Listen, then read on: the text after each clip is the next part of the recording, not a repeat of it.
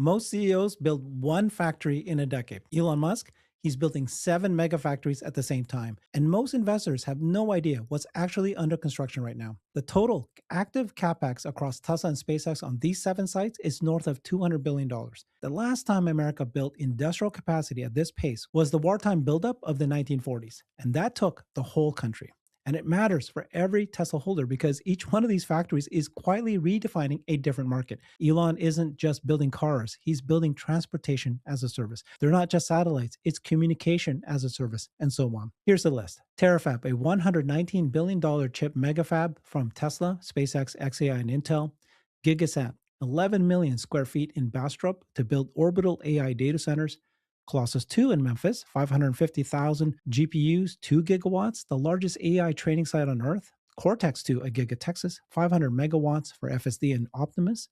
The new Optimus factory at North Campus, 5.2 million square feet, 10 million robots a year. The Houston Megapack factory, 50 gigawatt hours of grid storage in Gigabay at Starbase, built to crank out 1,000 starships a year. That's the actual moat. No competitor on Earth can match this pace. Today, I'll walk you through every site, what's already standing, and why this matters for every Tesla investor, and the bigger story, what this entire build tells you about Tesla and SpaceX over the next 5 years. Let's start with the full board. Take a look at this table that I just put up here and just sit with it for a second.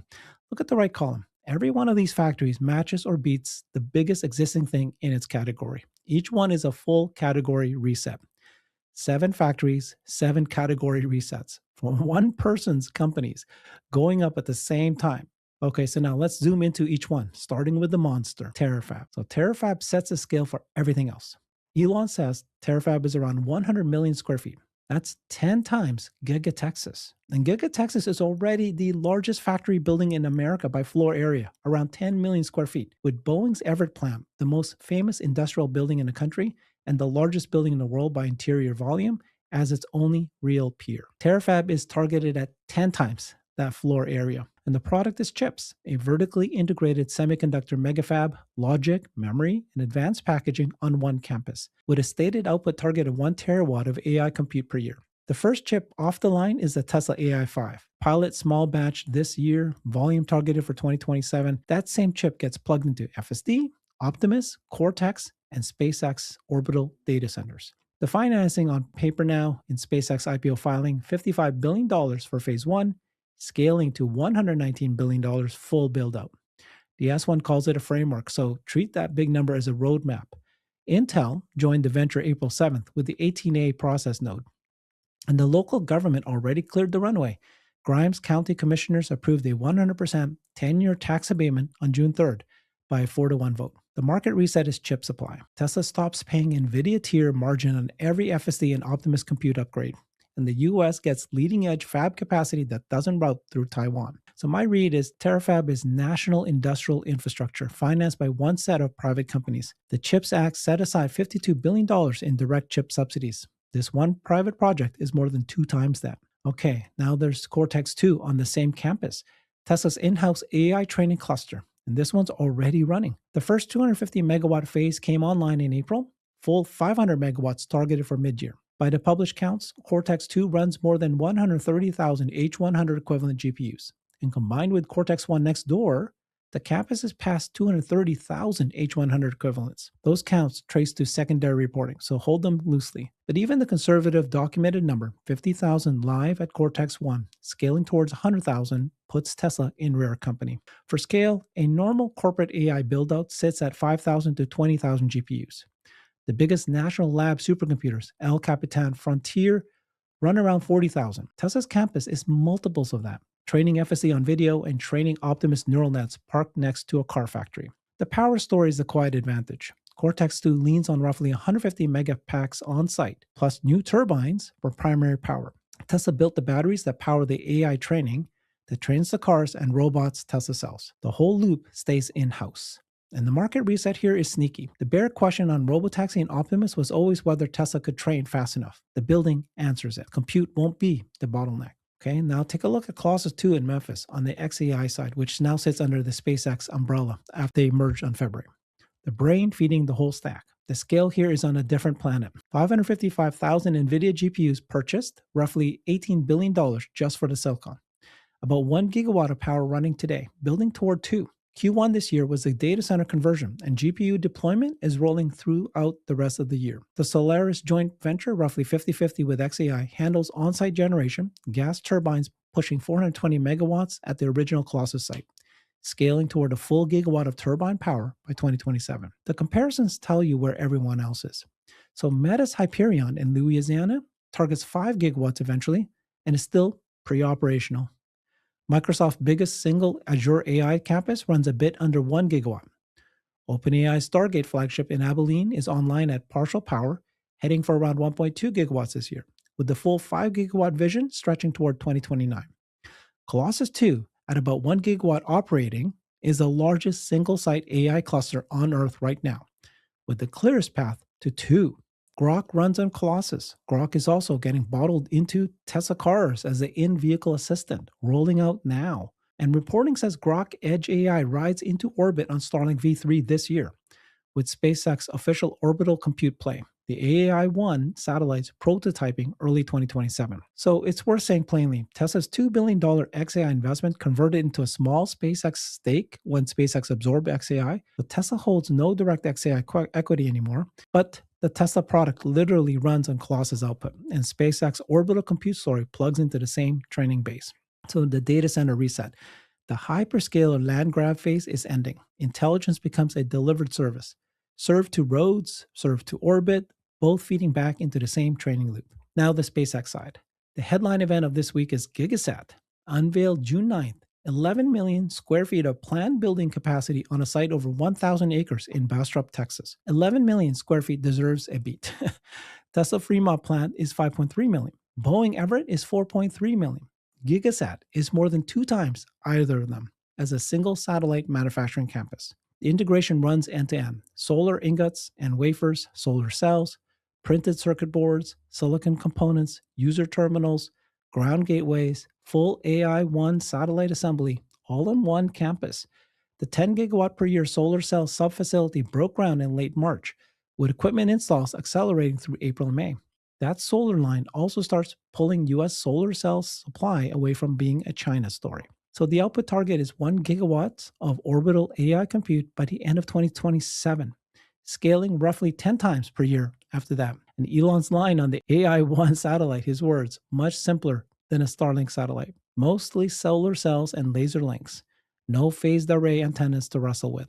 So compare that to the existing satellite industry. SpaceX already cranks out about 70 Starlinks a week, more than 10 a day. The rest of the US industry combined builds on the order of a few hundred a year.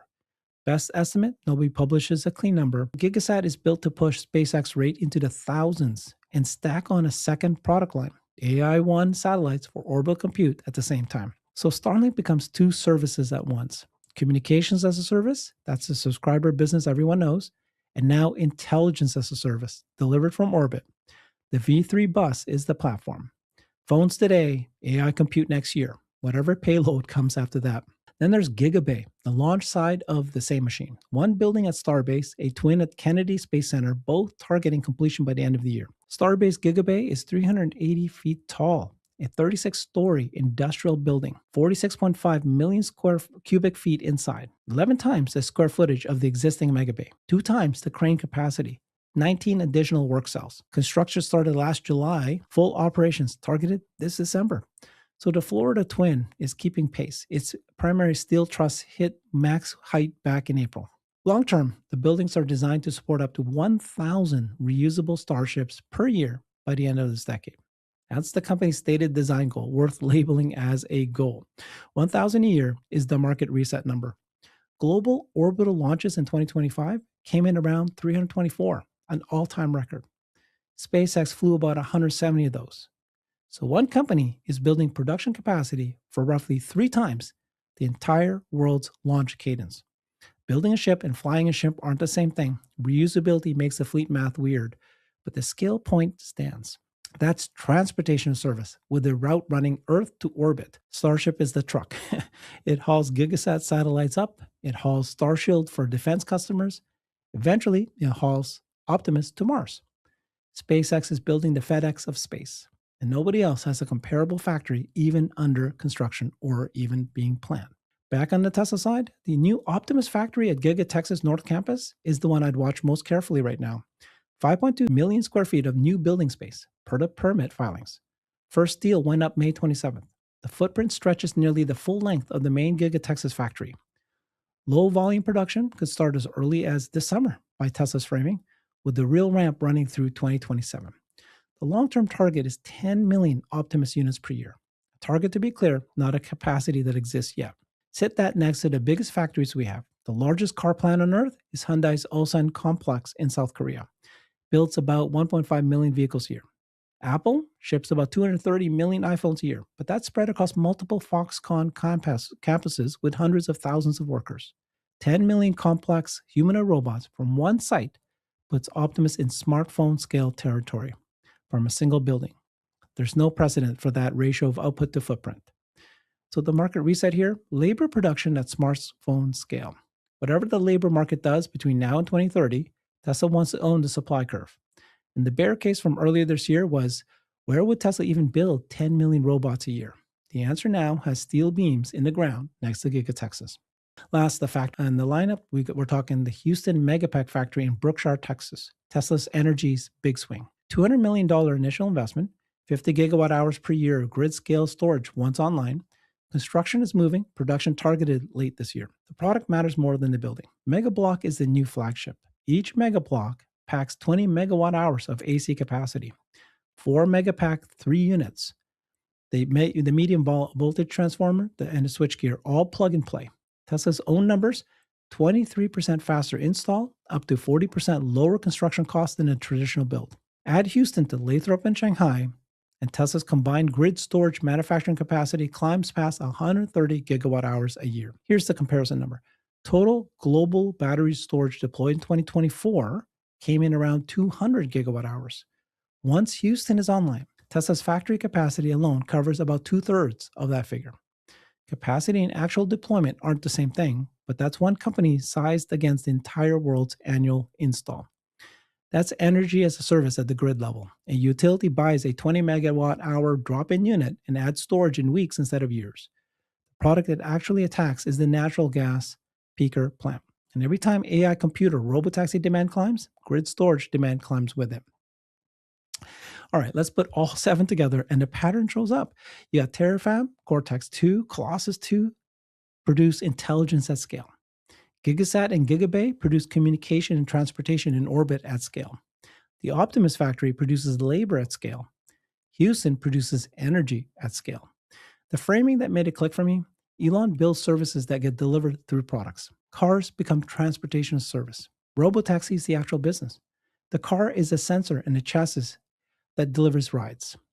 Each Tesla running FSD is a node in a fleet. Satellites become communication as a service. Starlink is the actual business. The satellite is a delivery node. The customer buys reliable global connectivity. The hardware just shows up to provide it. Now, satellites also become intelligence as a service. AI-1 is the next product. Each satellite is a slice of global compute fabric, training and inference delivered from orbit. Megapacks become energy as a service. The utility buys grid stability and peak shaving. The battery is the box it arrives in. Robots become labor as a service. The customer rents capacity by the hour. The humanoid is the worker that shows up. And chips become national scale compute. AI5 is the substrate under every other product Musk ships. Owned compute top to bottom. Every one of these markets has historically been bought as a product. Elon is the first operator running all of them as services, vertically integrated on infrastructure his own factories produce. That's why 7 factories at the same time. Each one owns a different layer of a stack that the others depend on. The honest pushback on all of this is the same pushback you hear every year. Timelines will slip. Optimus mass production is a moving target. Robotaxi at scale is still mostly just Austin and Phoenix. AI-1 satellites won't ship in real volume until 2027 at the earliest. Terafab's $119 billion build-out is described in SpaceX's own filing as a framework with no binding budget. Gigabay at 1,000 starships a year is an end-of-decade design goal. Houston's late 2026 production date will probably slide, and the Colossus 2 power numbers have skeptics. Satellite imagery analysts argue the operating capacity runs well below the headline claims. All of that is fair. Elon's dates always slip. We know this. So, my read, every one of these milestones pushes by 3 to 12 months on average. Just plan for that. The counter is that the buildings are real. The construction gets filmed weekly by drone accounts. Joe Tegmar does a great job doing this. Lab Padre, TeslaCon, Texas. The Megapacks arrive on flatbeds. The Optimus factory steel is up. Cortex 2's first phase is already running workloads. Grimes County already voted the Terafab abatement through. These stopped being pitch decks a long time ago. Most cycles, the ask is to bet on what could happen. This cycle, the ask is to look at what's already happening on camera in 7 different locations at the same time. Execution risk stays, but the question of whether the thing exists is mostly settled. So if you hold Tesla, the holding case is the integration story. None of these factories work as well alone as they do together. Cortex 2 trains Optimus. Optimus gets built at the Optimus factory. Chips come from Terafab. Grid power comes from Houston. Gigasat ships AI-1 to orbit, launched by Gigabay. Running compute trained on Colossus. The whole stack lives or dies together. And right now, every layer of it is going up at the same time. The investor math, price each building for what it does today, and you get the bear case. Price each building for what it's targeted to do in 2028, you get a very different number. The real valuation question is what the Musk vertical industrial stack looks like 36 months from now, and whether anyone else is building anything comparable. My read is that nobody is. The Mag 7 are spending more raw dollars on AI data centers for sure, but none of them are building the chip fabs, the launch capacity, the energy storage, and the labor production at the same time. China doesn't have a single operator running all those layers either. Elon is running every layer in parallel. So 5 milestones to actually watch for the rest of this year. The first one already landed. Grimes County approved Terafab's 100% 10-year tax abatement on June 3rd. 4 votes to 1. The next Terafab marker is the phase 1 groundbreaking and construction timeline. Watch for site work to start. The second is Cortex 2, full 500 megawatt activation, targeted mid-year. The number will probably surface in an Elon post or a Tesla AI account update. Save the alert. The third is the first mega block off the line at Houston late this year. Tesla Energy segment margin changes meaningfully when mega block starts shipping. And the fourth is Gigabay first operations, which is December, at both Starbase and the Cape. The visible go live signal is the first Starship rolled out of a new building. The fifth is Optimus factory progress at Giga Texas North. The move from first steel to enclosed building is what confirms whether low volume production really starts this summer, this year. The big ramp holds for 2027. Save those 5 to a watch list. Each one resets some piece of the Tesla thesis when it lands. So big picture, we just talked about 7 mega factories, 7 markets getting redefined as services, 1 vertically integrated industrial stack going up at the same time. There aren't many comparable builds in modern history. The wartime mobilization is the only one I can think of, and that took a whole country. This one's mostly 2 companies. Hopefully you found this useful. If you did, please hit subscribe so you don't miss the next factory update. I'll see you in the next one. Thanks, everyone.